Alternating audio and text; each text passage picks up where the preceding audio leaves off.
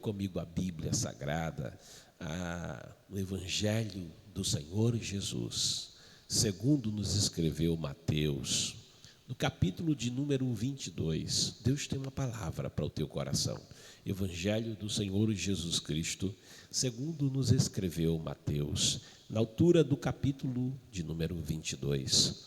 Você vai, nesta manhã, continuar meditando comigo acerca de uma temática que a gente começou na segunda-feira, mas o tempo realmente estava muito escasso naquele momento e não foi possível que a gente conseguisse naquele momento meditar com os amados em todo o conteúdo extraordinário que há nesta porção maravilhosa da palavra de Deus. Por isso, eu tenho para você, ainda na temática, um convite especial. Deus tem um convite especial para você. E aqui, tomando como base Mateus, capítulo de número 22, a parábola do banquete nupcial. Eu te convido para juntos examinarmos a palavra. Se você tem a Bíblia com você, tome a palavra de Deus. Abra a palavra de Deus. É bem-aventurado aquele que lê, aquele que examina essa palavra. Essa palavra, só em lê-la a gente fica diferente. Então, tome a Bíblia. Se você tem ela no meio digital, não é a mesma palavra.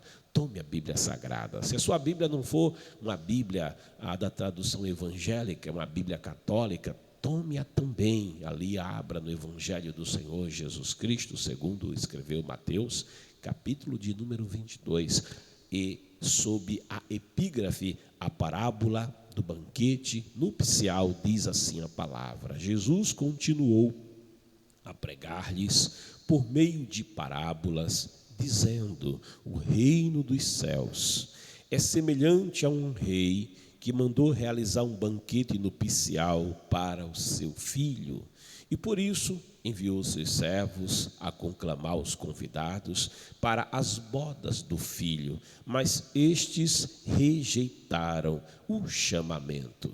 Uma vez mais mandou outros servos com esta ordem: dizei aos que foram convidados que lhes preparei meu banquete, os meus bois e meus novilhos gordos foram abatidos e tudo está preparado.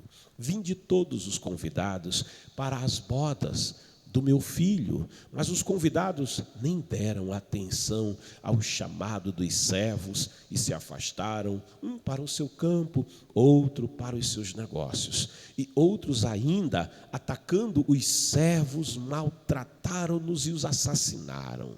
O rei indignou-se sobremaneira e, enviando o seu exército, aniquilou aqueles criminosos e incendiou-lhes a cidade. Então disse o rei a seus servos: o banquete de casamento está posto, contudo os meus convidados não eram dignos. Ide, pois, às esquinas das ruas e convidai para as bodas todas as pessoas que encontrardes. E assim os servos saíram pelas estradas e reuniram todos quantos puderam encontrar, gente boa e pessoas más. E a sala do banquete das bodas ficou repleta de convidados. Entretanto, quando o rei entrou para saudar os convidados que estavam à mesa, percebeu que um homem não trajava as vestes nupciais e indagou-lhe: amigo, como adentraste este recinto sem as suas vestes próprias para as bodas? Mas o homem não teve resposta.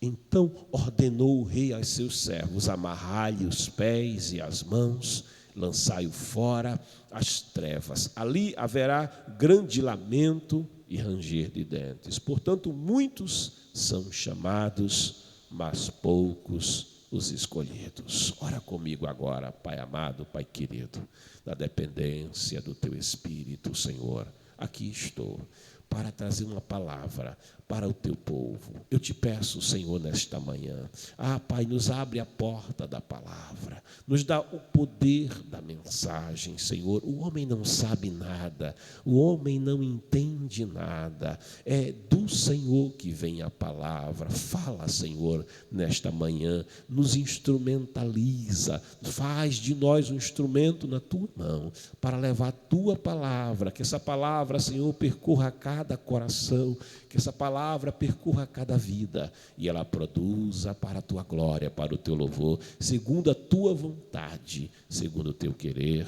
em nome de Jesus. Amém. Obrigado, amados, os amados que estão sentados, podem sentar. Queridos, queridas, Jesus, eu falava na segunda-feira que ninguém contava parábolas, histórias ilustrativas como Jesus. E desta feita, Jesus está contando uma parábola na qual, através dela, ele consegue comunicar toda a mensagem da palavra de Deus. Ele conseguiu fazer uma síntese do Antigo Testamento e do Novo Testamento nessa mensagem gloriosa. E certamente a sua audiência, constituída por judeus, constituída por saduceus, por fariseus, por doutores da lei, por pessoas letradas, também pelo povo comum, essa parábola ela está num contexto que é identificado muito bem com a cultura daquelas pessoas. E quando Jesus fala que o reino dos céus, ele está falando de coisas espirituais, é semelhante a um rei. Eles entendem já de imediato, esse rei é o Deus Todo-Poderoso.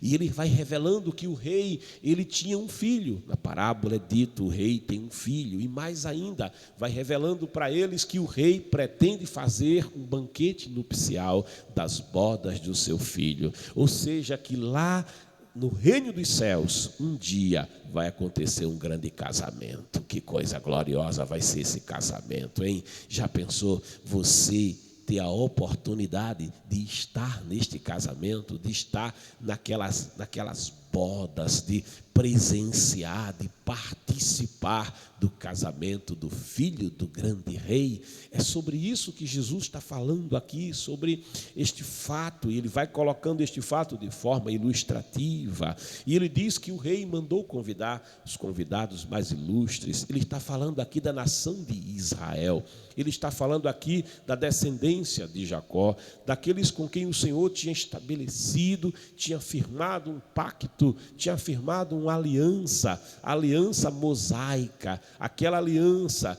que os pais deviam guardar e ensiná-la para os seus filhos. A palavra nos diz que o pai deveria falar dessa aliança com o filho, andando com ele no caminho, ao deitar, ao assentar-se, deveria falar para o seu filho, instruir o seu filho acerca desta aliança, acerca deste pacto. Era uma marca, era uma circuncisão que deveria estar no coração de toda a nação de Israel, não apenas no prepúcio, como eles faziam isso fisicamente com a criança quando nascia, e a criança então era apresentada ali ao Senhor, mas também era necessário que o coração da nação estivesse circuncidado, porque a palavra, querido, aliança, ela significa, o termo aliança, que é berite, significa prender. Aliança é algo que prende, que amarra, não é? Eu estou com aliança aqui, um anel, não é, que representa a aliança de casamento, e esse negócio aperta mesmo, aprende, não é? Agarra assim, não cai do dedo, né? Graças a Deus que não cai. Mas a aliança é algo que prende, tá certo? A aliança é amarrar, a aliança é prender. Quando o Senhor diz em Oséias: eu vos atraí com laços de amor e com cordas de ternura. Olha, isso é aliança, isso é prender, isso é atrair. Então Deus tinha feito uma aliança com a nação de Israel, e agora, ao longo de todo o Antigo Testamento, essa nação vai ser convidada.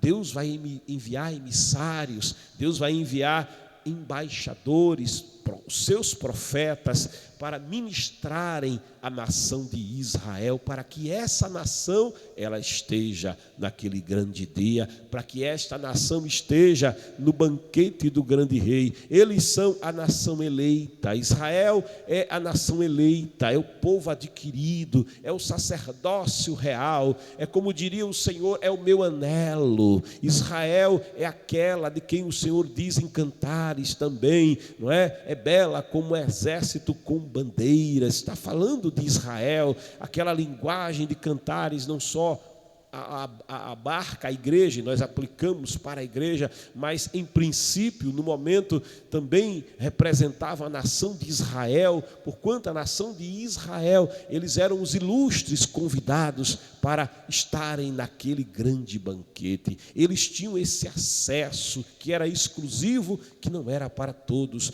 mas como nós já refletimos, eles recusaram o convite. Não só recusaram o convite, não deram atenção ao convite, apesar da insistência do rei, que diante do descaso feito com o convite que lhes era feito, o rei, ele insistia, ele mandava convidar novamente. Sabe, Deus não desiste dos seus propósitos mesmo, e ele começa a dizer para eles: olha, tudo está preparado, eu investi muito nesta grande festa, nessas bodas do meu filho, eu preparei o meu banquete, os meus bois, os meus novilhos. Ou seja, Deus está pegando tudo que é dele, tudo que é da propriedade dele, está colocando neste projeto, neste propósito. Ele está dizendo assim: nenhum prejuízo vocês terão em via festa, vocês não vão perder os bois, os bens de vocês, não,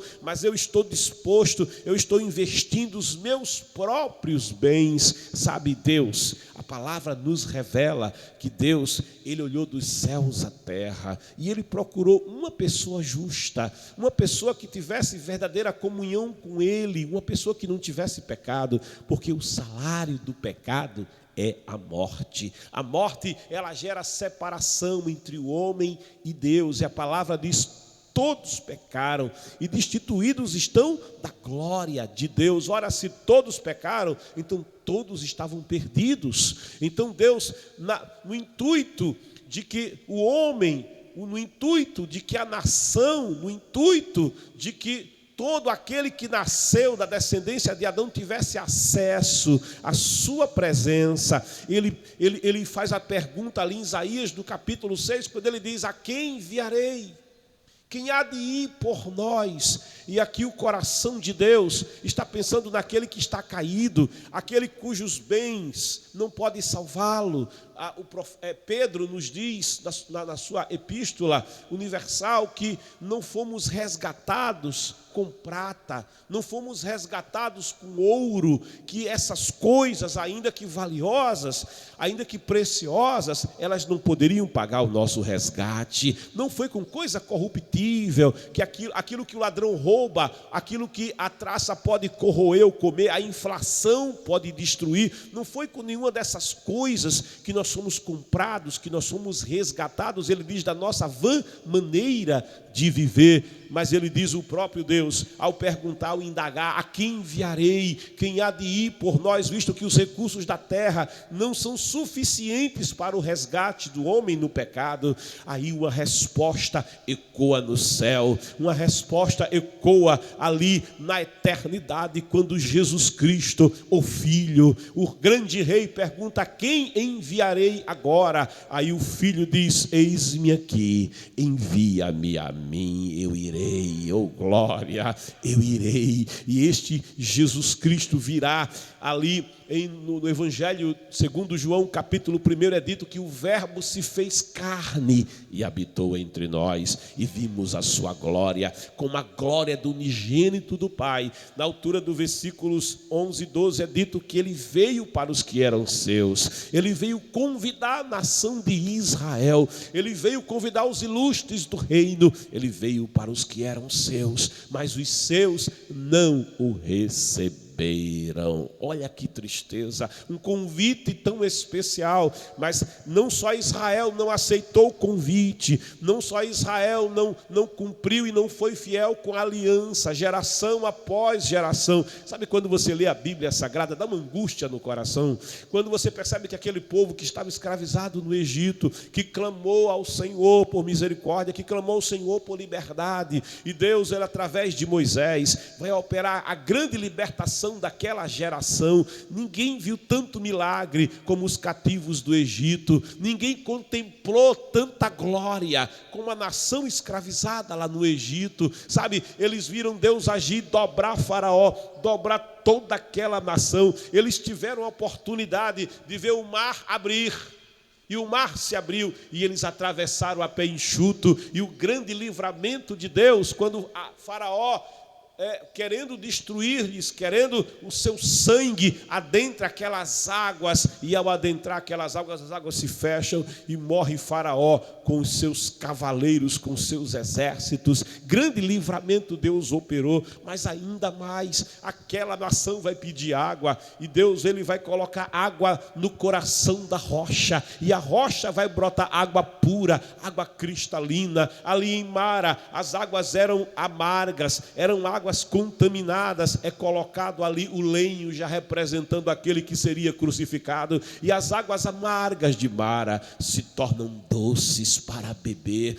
Eles vão ter fome no deserto, e tendo fome, ali Deus providenciava pão do céu. Imagina você levantar de manhã e você não ter que ir à padaria, mas você levantava de manhã e já estava ali em volta do acampamento maná celestial, o pão que Deus tinha providenciado, feito pelo próprio Deus, que como devia ser saboroso, nutritivo, aquele alimento. Não faltava roupa, não faltava vestes, não era quente demais, não era frio demais. De dia, no calor do deserto, havia coluna de nuvem, a presença do Senhor, que afugentava o calor excessivo, que refrescava, que trazia refrigério, como diz a ovelha do Salmo 23, o Senhor é o meu pastor, de nada eu terei falta. Ele me guia às águas tranquilas,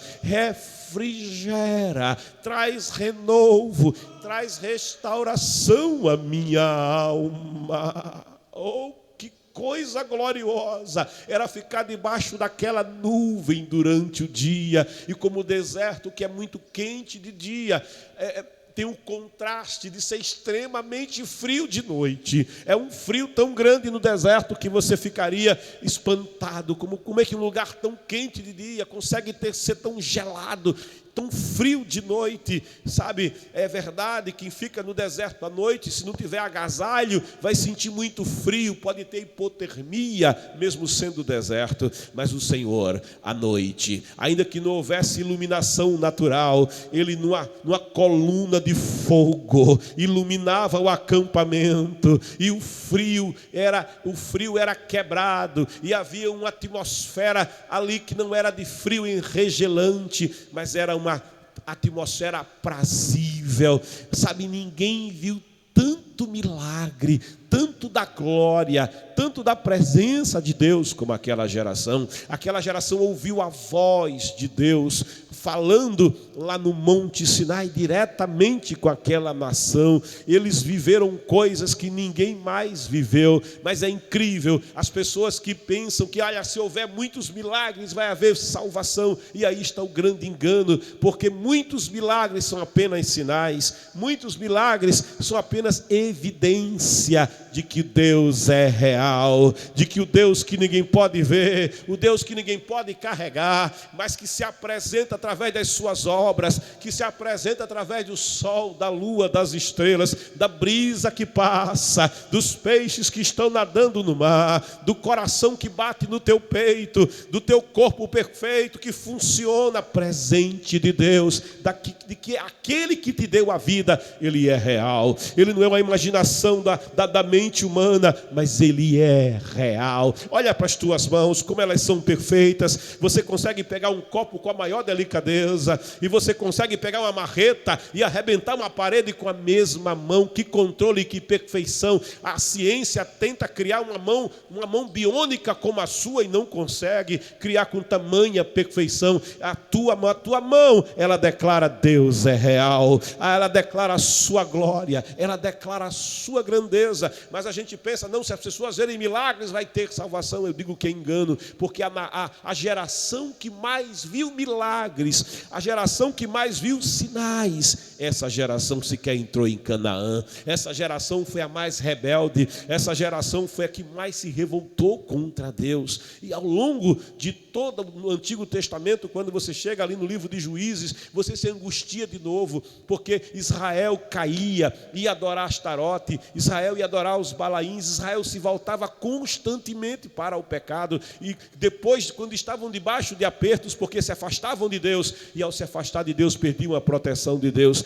Então o inimigo vinha, a palavra diz: não dê lugar ao inimigo, não dê lugar ao diabo, porque se der lugar ao diabo, Pedro diz que ele anda em derredor, e ele busca a quem possa tragar, mas resistir ao diabo, diz a palavra, e ele fugirá de vós. Mas Israel era vítima fácil dos cultos pagãos, e logo estavam em apertos, mas clamavam ao Senhor. E o Senhor, que é grande em misericórdia, o Senhor que é longânimo, o Senhor é bom, e a sua bondade dura para sempre. O Senhor é bom, e a sua bondade é de geração em geração. Ele ouvia o clamor daquele povo, ele levantava um juiz e aquele povo era liberto. Mas o povo cai novamente, e você vê que é uma sucessão de um povo que volta-se para o Senhor na crise. Parece como hoje, né? Hoje as pessoas, quando estão em crise, quando estão em aperto, quando estão em agonia, elas começam a se voltar para Deus, elas começam a dizer: mas existe Deus, mas existe um Deus todo-poderoso.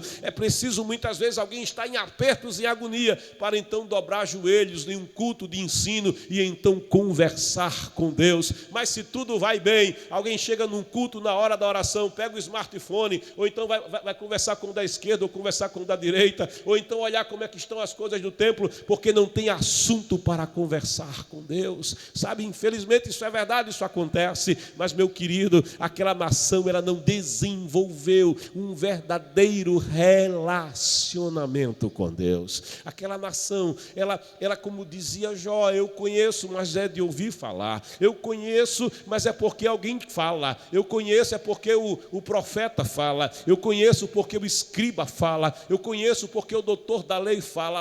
Lá no templo falam dele, lá no templo contam dele, mas eu não sei quem é ele. É preciso você saber quem ele é preciso você conhecê-lo, é preciso você ter aproximação com ele. E ele diz: vinde a mim, vinde a mim, vinde a mim. Ele convida para nos aproximarmos da sua pessoa, para nos aproximarmos da sua presença. Aquela nação, ela se relacionava com o Senhor, mas com Deus que estava distante do seu coração. Parece com Jacó, quando Jacó estava lá no deserto, quando Jacó estava fugido, aquela tragédia do irmão querer matá-lo, dorme no deserto, ele tem um sonho, que sonho glorioso. Ele contemplou o próprio Deus, ele contemplou aquela escadaria que ligava a terra ao céu, e contemplando aquela escadaria, ele viu os anjos de Deus subindo e descendo, e lá na escadaria a presença do Todo-Poderoso, mas também bem do lado dele estava o Senhor que se apresentava para ele, que havia descido a escadaria para falar com ele, e disse: eu sou o Deus de Abraão, o Deus de Isaque, e eu tenho uma promessa para você. E o Senhor lhe fez promessa.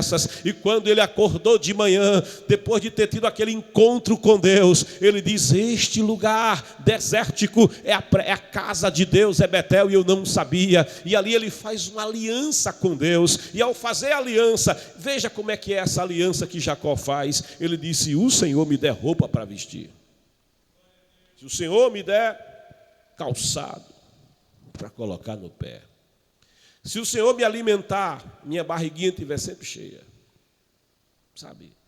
Se o Senhor me proteger dos perigos, dessa viagem que eu vou fazer, aí o Senhor será, lá da frente, o Senhor será o meu Deus. Aí tem mais uma coisa: o Senhor vai ser meu sócio. De tudo que o Senhor me der, de tudo que o Senhor prover, eu vou te dar a 10ª parte. Eu fico com 90 e o senhor fica com 10. E Deus, que é bom, que é longânimo, que é maravilhoso, não reclamou. E foi fiel, e o sustentou, e o apoiou.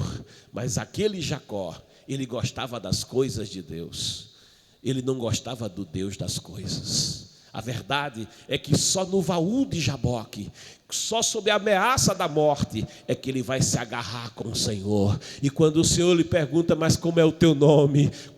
Quem você é mesmo? Aí ele diz quem ele é. Eu sou Jacó, o interesseiro. Eu sou Jacó, aquele que gosta das tuas coisas, aquele que gosta das tuas bênçãos, mas aquele que não te conhece verdadeiramente. Aí o Senhor diz, pois eu vou mudar quem você é hoje, porque quem se aproxima do Senhor, ainda que por causa da crise, ainda que quem se aproxima do Senhor, ainda que por causa do aperto, mas se aproxima, Deus não rejeita. Ele diz, de maneira nenhuma eu lançarei fora. Como é teu nome? É Jacó. Eu vou mudar o teu nome é Israel. A partir de hoje, você é príncipe de Deus, você é aquele que lutou. Na verdade foi Deus quem vinha lutando com ele, e você prevaleceu. E Jacó sai mancando do encontro, Jacó sai puxando a perna, o nervo ciático doía, mas ele dizia, mas eu vi a face de Deus. Esse lugar é Peniel, eu vi o rosto do Todo-Poderoso, e aquilo mudou a sua vida.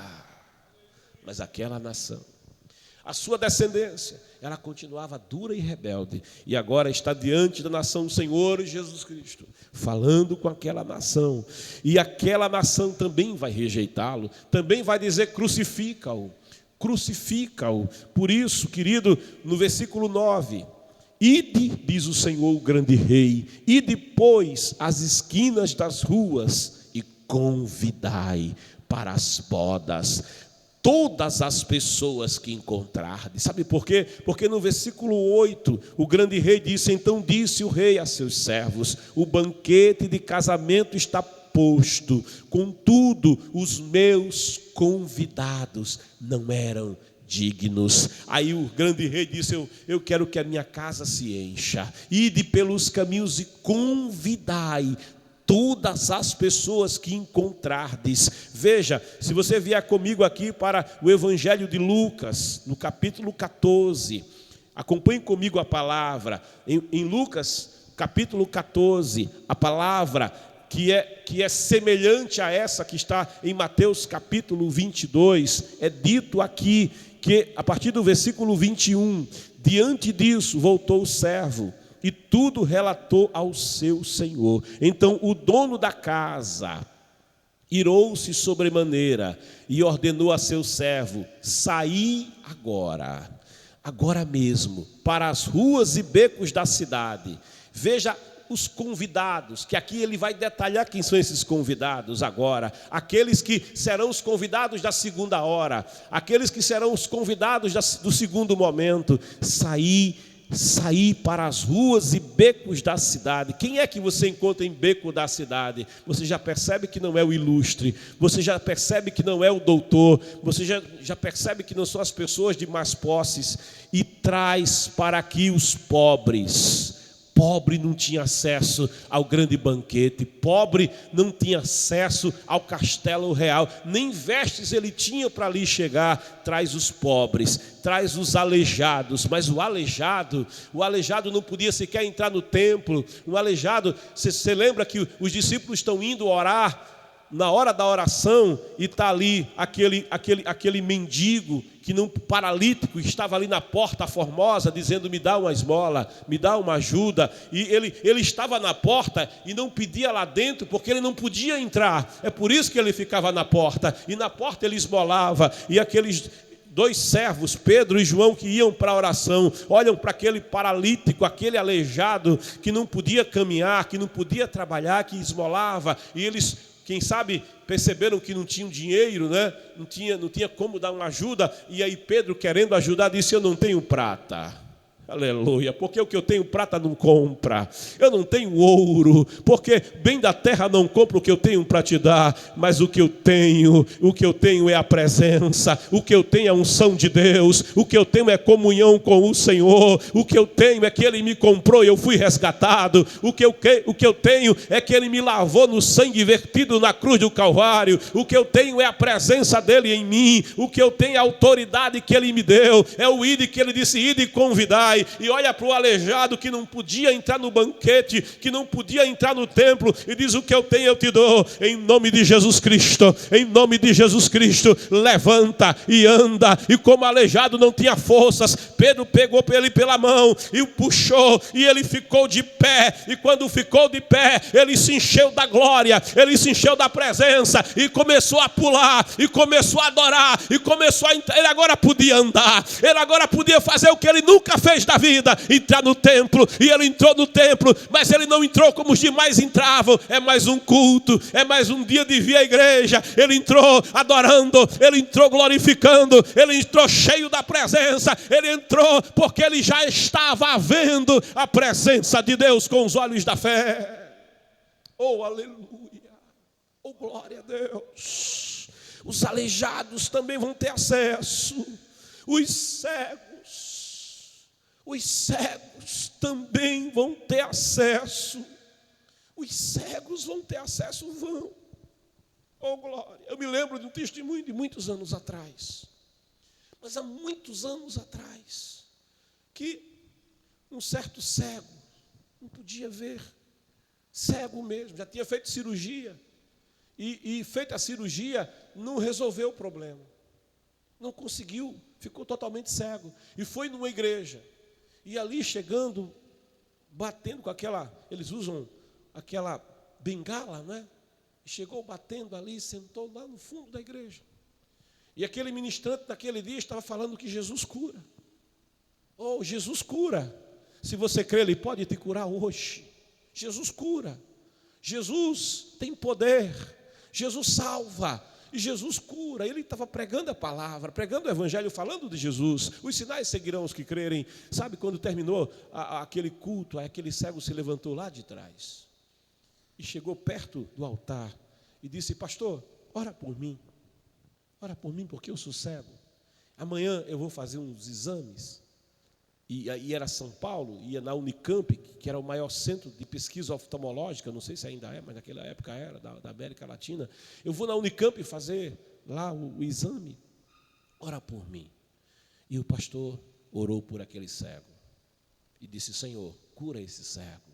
Senhor, abre a vista desses cegos, porque aqui está escrito: convida os coxos e convida os cegos. Oh, glória, porque Jesus não mudou.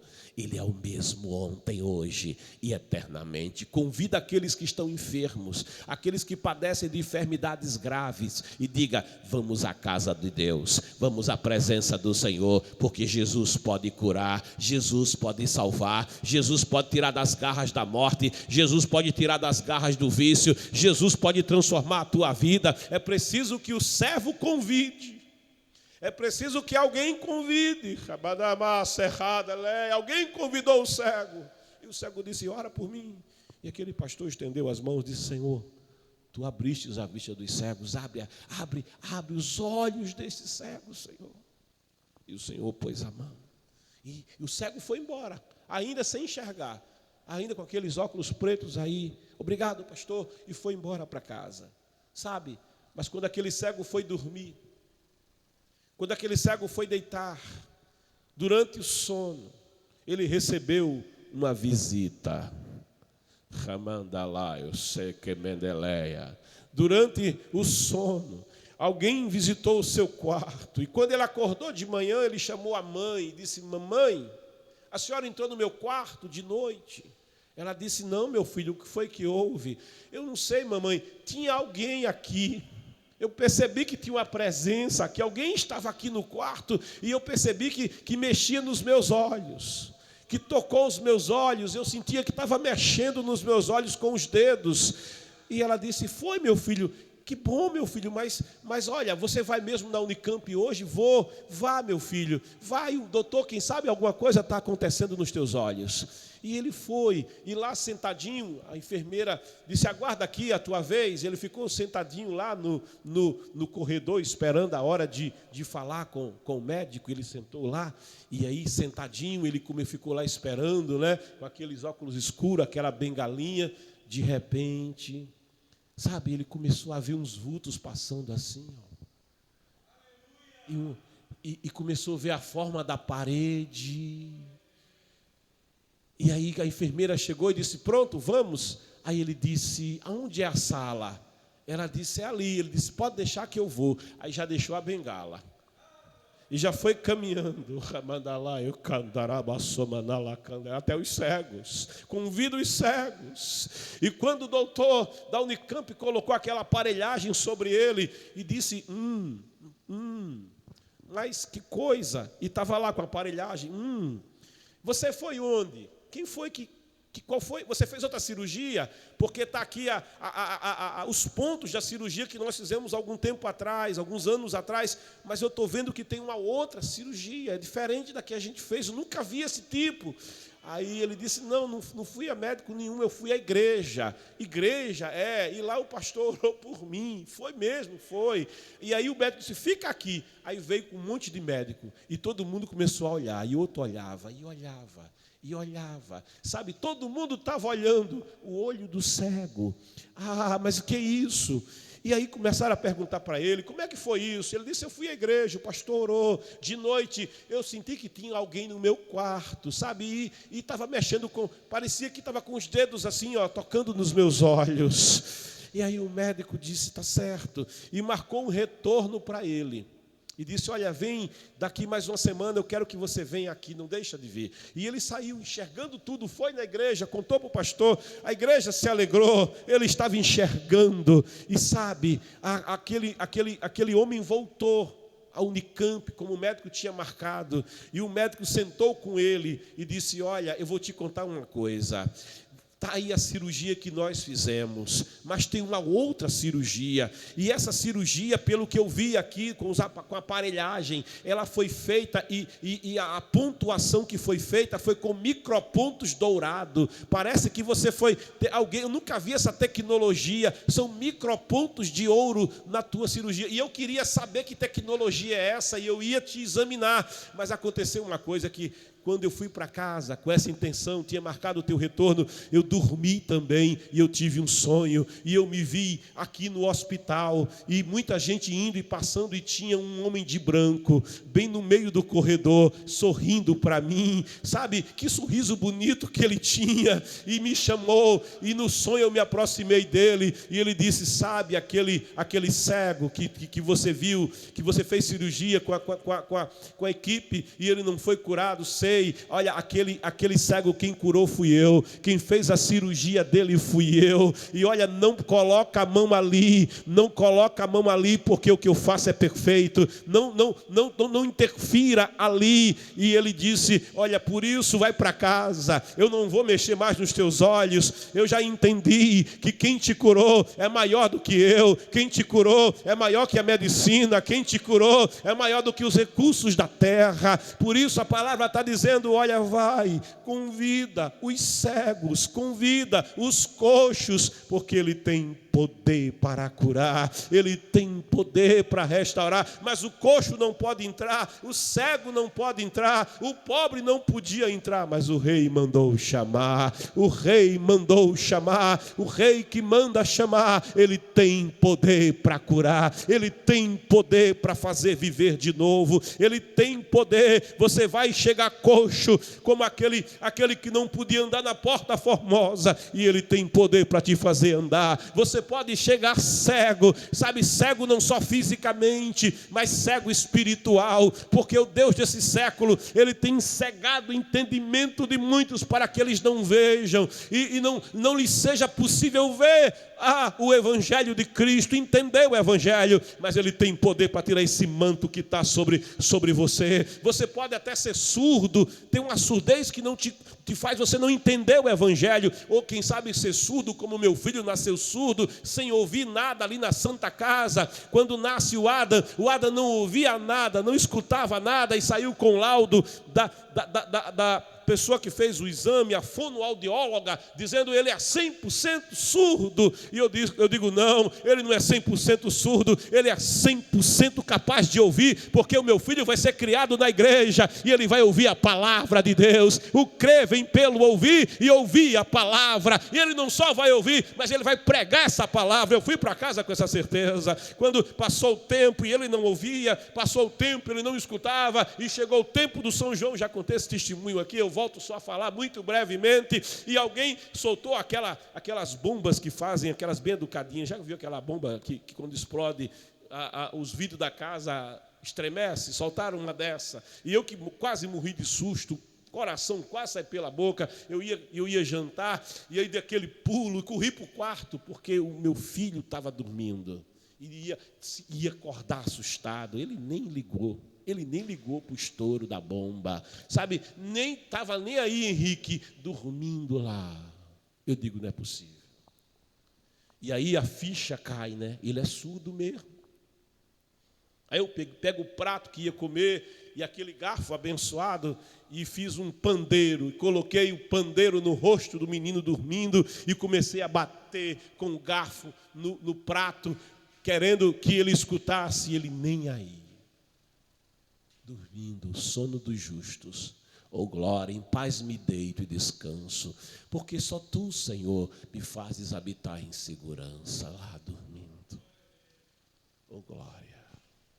Aí o Senhor falou ao meu coração: ora por ele, faz a oração da fé por ele,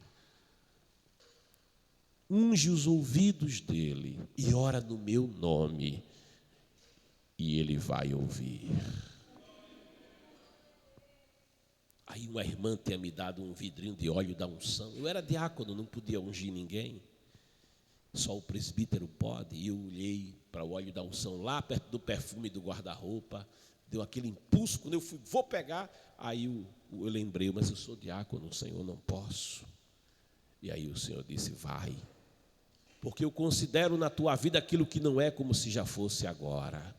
E fui lá, peguei o óleo com temor e tremor, ungi o ouvido esquerdo, direito, fiz a oração da fé e pedi, ordenei que aquela surdez desaparecesse. Aí foi tanta ousadia na hora que eu disse: osso da bigorna, osso do martelo, ossinho do estribo, sistema auricular, começa a vibrar, começa a ouvir. Escuta esse nome, Jesus. Escuta esse nome, Jesus. Escuta esse nome, Jesus. Escuta esse nome, Jesus. Ele salva, ele liberta, ele redime, ele transforma, ele regenera, ele manda chamar: vinde a mim todos. Pode vir o coxo, pode vir o surdo, pode vir o cego, pode vir o manco, pode vir carregado de pecado, carregado de iniquidade, pode vir, porque tem lugar para você no banquete celestial, tem lugar para você na presença do grande Rei.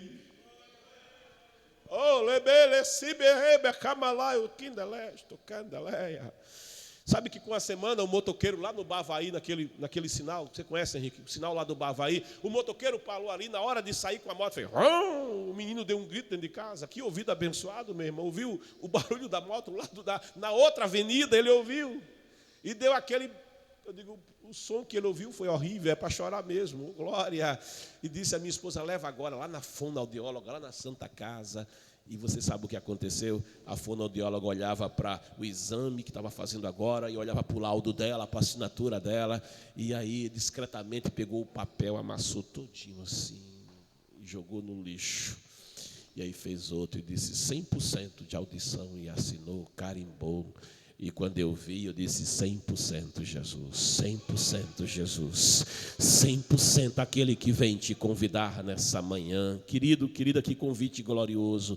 É esse convite que o Espírito Santo está fazendo. Mas todos podem, a palavra de Deus assegura. Eu quero passear com você um pouquinho na palavra agora. Isaías, venha comigo para a palavra, no capítulo 29. o profeta Isaías, ele vai nos revelando a palavra. Isaías capítulo 29, no versículo de número 18. Tome comigo a Bíblia, se você pode. Diz a palavra do Senhor nosso Deus: naquele dia, olha o que diz a palavra: os surdos ouvirão as palavras do livro, e os olhos dos cegos, livres da escuridão e das trevas, tornarão a enxergar. Mais uma vez, os humildes se alegrarão no Senhor, e os pobres e necessitados exultarão no Santíssimo de Israel. Sabe, o rei, ele está convidando, mas está convidando quem não pode, está convidando quem não tem acesso, ele se responsabiliza por quem ele convida. Venha comigo para o profeta Isaías ainda, capítulo 35, a partir do versículo de número 5, diz a palavra do Senhor: então se abrirão os olhos dos cegos e os ouvidos dos surdos se desobstruirão. Então o coxo saltará como o servo, e a língua do mudo cantará louvores de gratidão e felicidade, porquanto a água jorrará no deserto e muitos riachos da estepe. A terra seca se transformará em brejo, e a terra árida em mananciais de água. Isso é a bênção do Senhor. Onde repousam os chacais, surgirá um campo de juncos e de papiros. Ali haverá uma estrada, ali haverá um caminho que será conhecido por caminho da santidade. Esse é o caminho que leva até o banquete do grande rei. Caminho da santidade. Os impuros não passarão por ele, servirá tão somente aos que são do caminho. Os ímpios e insensatos escolherão não seguir por ele. Lembra? Os convidados primeiros disseram não a esse caminho. Ali não haverá leão algum, e nenhum animal feroz passará por ele, nenhum deles se verá por ali, só os redimidos andarão por ele, e todos quantos, aleluia, aqui estou eu, aqui está você, e todos quantos o Senhor resgatou, voltarão. Jesus disse: eu vim buscar, eu vim salvar o que estava perdido. Lá em Mateus 26, ele vai levantar o cálice dizendo: esse é o meu sangue, o sangue da nova e eterna aliança, que é derramado para o resgate de muitos. Aqueles a quem o Senhor resgatou, diz a palavra, voltarão, entrarão em Sião com hinos de júbilo, duradoura felicidade coroará a sua cabeça, gozo e alegria se apoderarão deles, e a tristeza e o lamento cessarão completamente. Sabe, quem vem à presença do grande rei, quem vem à presença do grande rei, conhece o que é a verdadeira paz, conhece o que é a verdadeira alegria. Vai dizer, como diz o hino: eu sei que não estou só, aleluia. O que dizem sobre mim, sabe, pode dizer o que quiser, pode falar de mim o que quiser, eu não estou só. Há um Deus que está comigo, querido, querida. É o convite que o Senhor está fazendo. Sabe, nos dias do Senhor, Mateus Levi, ele era um publicano. Mateus Levi, ele era um cobrador de impostos, ele era considerado como um traidor, ele era considerado como alguém execrável, era considerado como alguém, sabe, como um cão para os fariseus, para o povo daquela terra. Mas o Senhor Jesus um dia passou lá no trabalho de Mateus Levi e disse: vem, segue-me. Aleluia. Sabe o que Mateus Levi fez? Ele aceitou o convite. O segredo segredo é aceitar o convite. Mateus Levi, que era rejeitado, Mateus Levi, que era discriminado, Mateus Levi, que não era aceito nem na sinagoga a sua presença, ele, quando ouviu o mestre passar e chamar, vem, me segue, ele largou o trabalho, ele largou tudo e ele foi seguir com o Senhor Jesus Cristo. E é o Evangelho segundo Mateus que nós estamos escrevendo aqui. É o Evangelho de um que não tinha acesso à sinagoga, é o Evangelho de um homem rejeitado, é o Evangelho de um homem discriminado, mas um homem que Jesus chamou e resgatou e disse, vem e me segue. Ele aceitou o convite. Sabe o que é que pode e vai mudar a vida de um homem, de uma mulher nessa manhã? É aceitar o convite do grande rei. Vem para o banquete, está tudo preparado. A palavra de Deus, ela nos assegura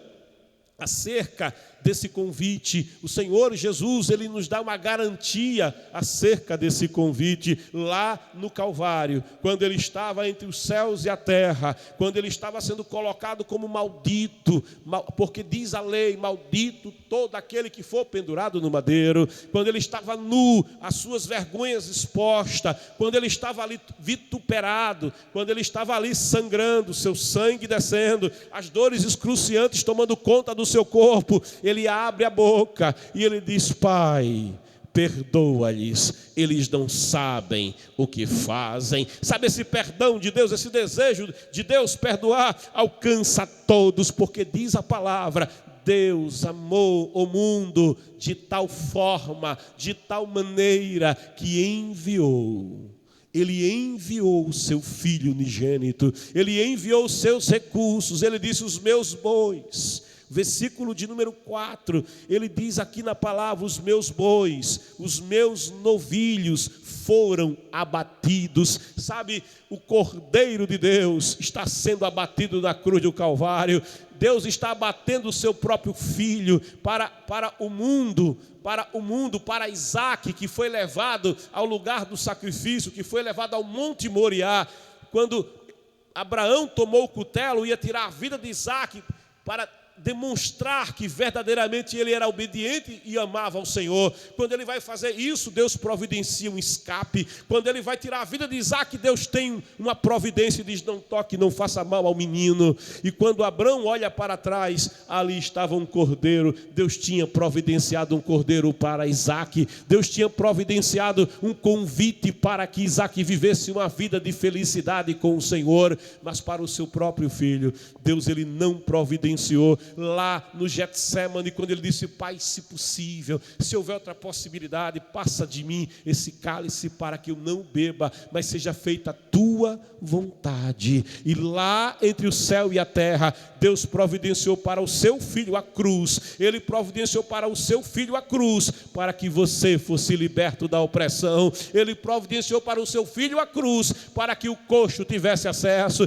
para que o cego tivesse acesso, para que aquele que está em pecado, em grilhões, tivesse acesso, para que o viciado tenha acesso. Você tem acesso, porque Jesus Cristo, ele foi colocado no Calvário para dar acesso a você. Lá na cruz havia alguém que não tinha acesso. Lá na cruz havia alguém maldito. Do lado da cruz de Cristo estava aquele homem criminoso, pecador, mas ele tinha ouvido Jesus falar, ele tinha conhecido Jesus, aquele que convidava, estava bem do seu lado, de modo que ele disse, Senhor, lembra de mim.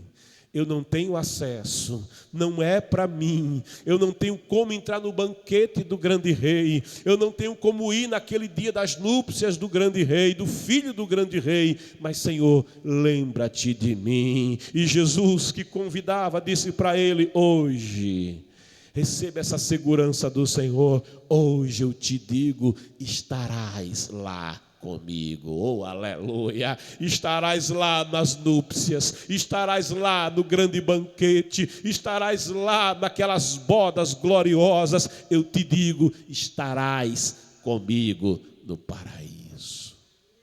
Que convite glorioso, que convite especial que o Senhor tem para você nessa manhã. Você pode nessa manhã ouvir a palavra, você pode nessa manhã estar atento, entendendo a palavra, mas dizer, eu não quero, porque você tem a escolha. As pessoas que foram convidadas disseram: não, nós não vamos. E quando o rei insistiu, até mataram os seus servos. Eles não queriam realmente a presença do grande rei. Eles não queriam realmente estar na presença do Senhor e tomaram uma decisão. Isso lhes trouxe destruição, porque fora dele não há Salvador, fora do Senhor não há salvação. Sabe, só tem um que tomou sobre si as nossas dores, só tem um que carregou sobre si as nossas enfermidades. A palavra diz: o castigo que nos traz a paz está sobre ele. Eu quero ler com você esse texto e com ele eu encerro te convidando nessa manhã, te convidando para o banquete do grande rei, te convidando para virdes à presença do Senhor. Diz a palavra, capítulo 53 do profeta Isaías, acompanhe comigo a partir do versículo 1, diz a palavra: ora, quem creu em nossa pregação e a quem foi revelado o braço do Senhor, ele chegou diante dele como um broto tenro e como uma raiz saída de uma terra árida e estéril. Ele não aparentava qualquer formosura ou majestade que pudesse atrair os seres humanos. Nada havia em seu aspecto físico pelo que pudéssemos ser cativados. Esse texto é escrito 750 anos antes que Jesus nascesse. Veja o que diz o profeta Isaías: pelo contrário, foi desprezado e rejeitado pelos homens, viveu como homem de dores e experienciou todo sofrimento, caminhou como alguém de quem os seus semelhantes escondem o rosto, foi menosprezado e nós não demos à sua pessoa importância alguma. E no entanto, suas dores eram as nossas próprias enfermidades que ele carregava em seu ser. Sobre seu corpo levou todas as nossas doenças, contudo nós o julgamos culpado e castigado por Deus, pela mão de Deus ferido e torturado. Mas de fato, diz o versículo 5, ele foi transpassado por causa das nossas próprias culpas e transgressões, foi esmagado por conta das nossas iniquidades. O castigo que nos propiciou a paz caiu sobre ele, e mediante suas feridas fomos curados. Ele pode te curar. Ele pode não só te curar, mas ele pode redimir a tua alma. Ele pode salvar a tua alma. Jesus Cristo salva, Jesus Cristo cura, Jesus Cristo batiza com o Espírito Santo. E ele virá buscar a sua igreja. Mas para fazer parte, para estar com o Senhor naquele dia, é preciso que você tome uma decisão. Pilatos, ele faz uma pergunta que é um tanto filosófica e retórica, mas importante, quando ele diz: que farei? É a pergunta de Pilatos: que farei de Jesus chamado Cristo? É como quem diz assim: que farei com este convite? Está aqui o convite para você. Está o convite de Deus para você. Que farei com o convite? Oh glória! Você pode dizer sim ao convite e você pode dizer não. É o teu livre-arbítrio agora. Glória! Deus não quer você servindo a Ele obrigado. Deus não quer você servindo a Ele forçado. Não. Mas Ele abriu as portas e Ele disse: eu sou a porta. Aquele que entrar por mim, aquele que tomar a decisão de entrar por mim, entrará e será salvo. Aquele que entrar por mim não vai se perder. Jesus é a porta está diante de você, entra pela porta. Há uma outra situação na qual ele diz: estou à porta e bato. Eu me lembro que um garoto, um dia foi com o pai em uma galeria, e tinha ali um quadro na galeria de um homem diante da porta. A porta era de madeira, a casa estava ali, e havia um homem que batia a porta. E aquele garoto tão inteligente disse: papai, que quadro bonito, tem um homem diante de uma porta, batendo na porta. Quem é, papai, aquele homem? E o pai disse: meu filho, aquele homem é Jesus. Papai, de quem é aquela casa? Aquela casa é a casa de cada pessoa a quem Jesus vai convidar para o banquete do grande rei. E o menino disse: papai, mas olha que coisa curiosa, aquela porta não tem maçaneta nem fechadura pelo lado de fora. E o pai dele disse: é verdade, meu filho, aquela porta só pode ser aberta pelo lado de dentro. Tem um ferrolho, mas fica do lado de dentro. E o menino disse: pai, mas me diz uma coisa, aonde estão as pessoas que moram naquela casa? E o pai disse: meu filho, eu penso que estão lá dentro da casa, devem estar ocupadas com seus afazeres, com os seus sonhos, com as suas vidas. E o menino disse: papai, será que elas não estão ouvindo que o homem, que Jesus está na porta batendo? E o pai disse: eu não sei, meu filho, talvez não estejam ouvindo. E o menino disse: papai, por que elas não vêm abrir a porta? E o pai disse: talvez porque elas não queiram que ele entre. Mas você, nessa manhã, você está ouvindo o Senhor falar contigo, o Espírito Santo falando contigo, e uma decisão você tem que tomar. Qual é a decisão? Decisão nenhuma. Jesus não vai entrar na tua casa e você já decidiu: eu não quero Jesus. Mas se você nessa manhã ou tiver o desejo, a vontade, sabe, de estar na presença do grande rei, de estar naquele grande banquete, nas núpcias do Cordeiro de Deus que tira o pecado do mundo, eu te convido nessa manhã: abra a porta. Abra a porta. Mas a minha casa está toda bagunçada. Não se preocupa com o estado que está a tua casa. Mas a casa está suja. Não se preocupe se a casa está suja. Mas a casa está escura. Não te preocupa se a casa está suja. Se estiver em trevas, ele vai entrar e a luz vai brilhar dentro da casa. Se tiver suja a casa, quando ele entrar, a sujeira toda vai sair e a casa vai ficar limpa e purificada. Ele vai entrar na casa e a dissensão vai sair, a enfermidade vai sair, a angústia vai sair, a depressão vai sair, a tristeza vai sair, a crise vai sair, porque o Rei dos Reis vai entrar na tua morada, vai entrar na tua casa, vai entrar na tua vida, e aí você vai habitar com Ele. Oh, glória! Eu te convido nessa manhã a tomar uma decisão. Escreva no chat. Você que nessa manhã quer fazer uma aliança com Deus, escreva: eu quero Jesus. Dá sinal para a gente. Se com a tua boca está escrito, confessares que Jesus Cristo é o teu Senhor, verdadeiramente sereis salvo. Oh, glória a Deus. Sabe, há lá no céu o livro da vida, e nessa manhã ele é o livro dos convidados para as bodas do Cordeiro. Felizes, diz ali Apocalipse 19, os convidados para as bodas do Cordeiro. O nome vai ser escrito neste livro, chamado Livro da Vida do Cordeiro de Deus. Se você nessa manhã escrever: eu quero, a tua decisão, sabe, o céu está prestando atenção agora. Deus, o céu de Deus parou, os olhos do Senhor estão sobre você. Se nessa manhã você constituir Jesus como teu Senhor, como teu único, suficiente, exclusivo Salvador, eu te afirmo, verdadeiramente serás salvo. Verdadeiramente o Senhor vai mudar a tua história e a tua vida. Escreva: eu quero Jesus. Eu quero estar no banquete do grande rei. Que o Senhor te abençoe. E eu convido a dupla que está conosco para louvar ao Senhor. Enquanto você adora conosco, enquanto você estar na presença do Senhor, o adorando, nessa manhã, tome a sua decisão. Convido aqui o Juscelino e a Leilane para louvarem ao Senhor Jesus Cristo. E no